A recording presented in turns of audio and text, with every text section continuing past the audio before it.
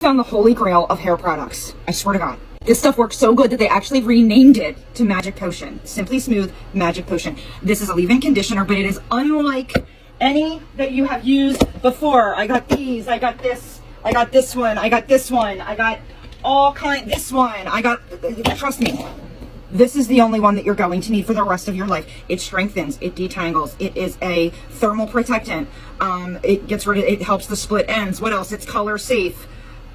Sodium chloride free, blah blah blah, locks in color, detangles, smooths, defrizzes, strengthen, repair, rejuvenate, adds thermal protection, adds brilliant shine, lustrous and silky, leaves your hair feeling silky, smooth, shiny, beautiful, without the grease, without the oily feeling, and without it feeling weighed down.